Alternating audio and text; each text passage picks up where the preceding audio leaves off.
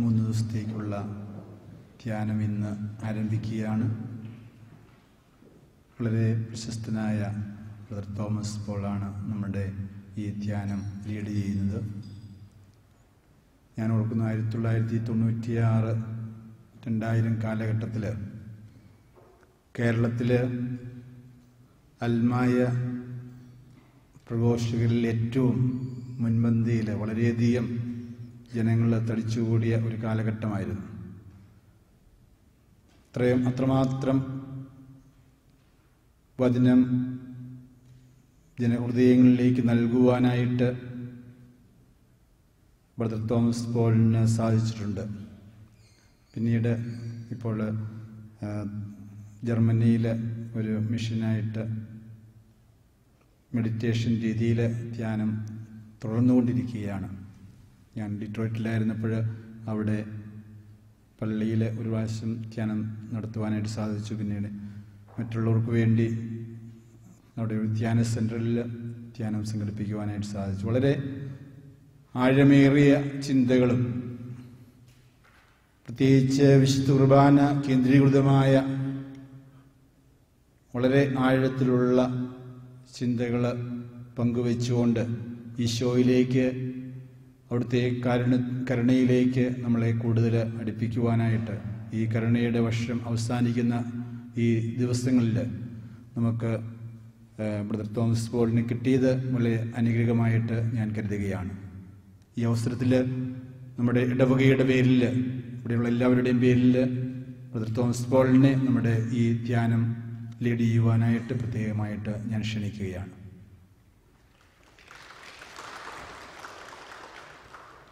നമുക്ക് 9 മണി വരെയാണ് ഇന്നത്തെ ടൈം ടേബിൾ. 8:30 ആരാധന ആരംഭിക്കുന്നു. അങ്ങനെ 9 മണിക്ക് വിശുദ്ധ കുർബാനയുടെ ആശീർവാദത്തോടെ നമ്മുടെ ഇന്നത്തെ ധ്യാനം തീരുന്നത്.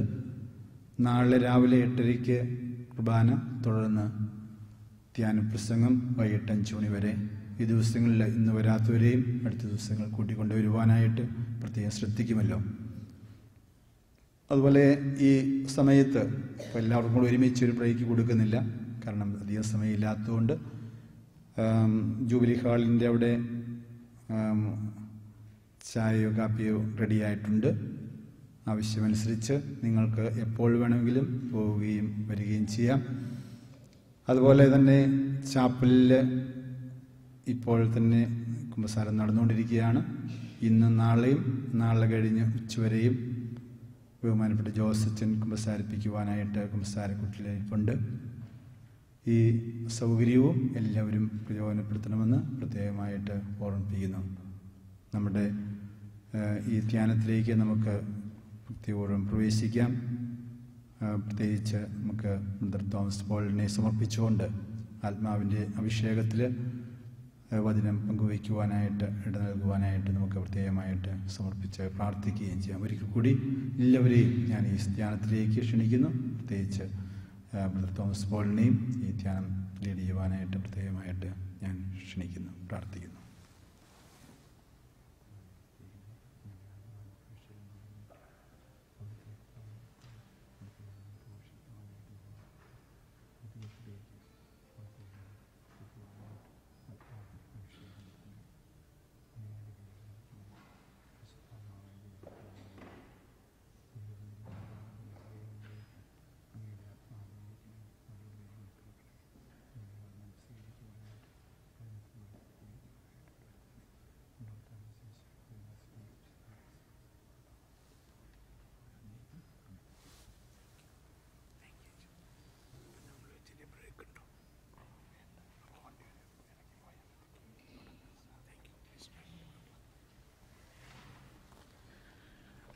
Thank you, George. Praise the Lord. നമുക്ക് ഗാനത്തിൻ്റെയും ധ്യാനത്തിൻ്റെ ആമുഖമായിട്ട് ഒരു ഗാനം ആലപിക്കാം. പരിശുദ്ധാത്മാവ് നമ്മിൽ തന്നെ വസിക്കുന്നു എന്നുള്ള വലിയ രഹസ്യം മനസ്സിലാക്കിക്കൊണ്ട് പാട്ടുകടലാസ് നിങ്ങൾക്കെല്ലാം കിട്ടിയിട്ടുണ്ടെന്ന് തോന്നുന്നു. ഇല്ലെങ്കിൽ അവിടെ പുറകുവശത്തുണ്ട്. അതിൽ ആത്മാവേ പരിശുദ്ധാത്മാവേ എന്നുള്ള ഗാനം ഇത് പാടുമ്പോൾ നമ്മൾ മനസ്സിലാക്കേണ്ട ഒരു രഹസ്യം, പരിശുദ്ധാത്മാവ് ജീവദാതാവും കർത്താവുമായ പരിശുദ്ധാത്മാവ് പിതാവിൽ നിന്നും പുത്രനിൽ നിന്നും പുറപ്പെടുന്നവനും പിതാവിനോടും പുത്രനോടും സമനായവനും പിതാവിനോടും പുത്രനോടുമൊപ്പം ആരാധിക്കപ്പെടുന്നവനുമായ പരിശുദ്ധാത്മാവ് എന്നേക്കുമായിട്ട് നമ്മിൽ വസിക്കുന്നു എന്ന ആ മഹാരഹസ്യത്തെ ഉൾക്കൊണ്ടുകൊണ്ട് നമുക്കിങ്ങനെ ഒന്ന് പ്രാർത്ഥിക്കാം. എല്ലാവരും ഈ ചൊല്ലിത്തരുന്ന പ്രാർത്ഥന പ്രാർത്ഥിച്ചുകൊണ്ട് നമുക്ക് പാടാം. എന്നിൽ വസിക്കുന്ന പരിശുദ്ധാത്മാവേ, എല്ലാവരും ഏറ്റു പറഞ്ഞുകൊണ്ട്, എന്നിൽ വസിക്കുന്ന പരിശുദ്ധാത്മാവേ, എന്നിൽ നിറഞ്ഞു കവിഞ്ഞൊഴുകണമേ. ജീവജലത്തിനരുവിയായി എന്നിൽ നിറഞ്ഞു കവിഞ്ഞൊഴുകണമേ. സ്നേഹാഗ്നി ജ്വാലയായി എന്നിൽ കത്തിപ്പടരണമേ.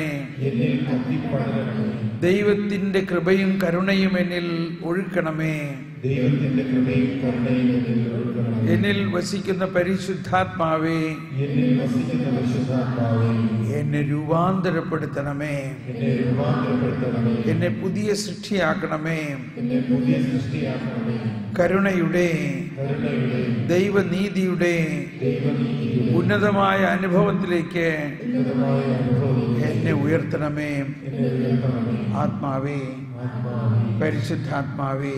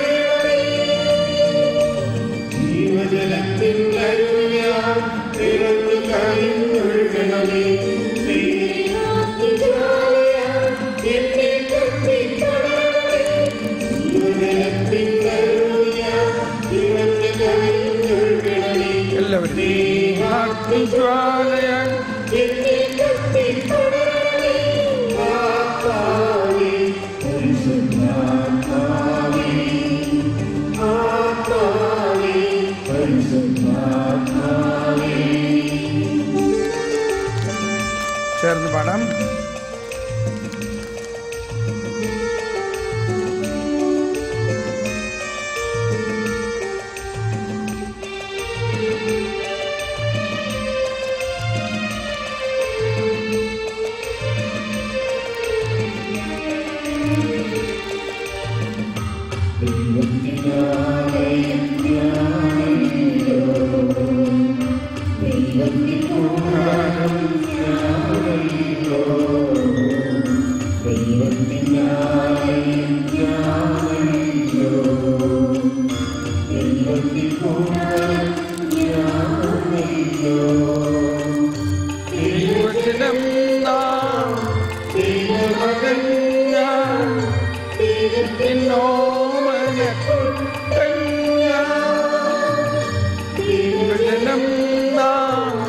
Deva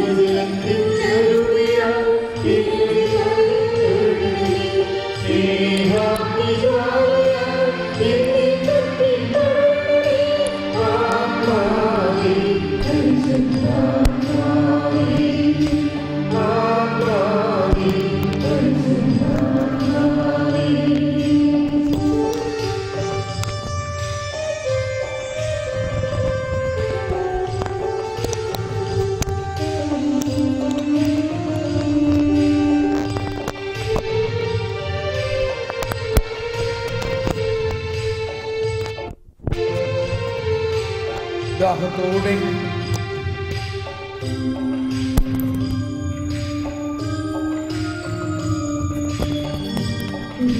മനുഷ്യൻ ഒന്നായ നിമിഷം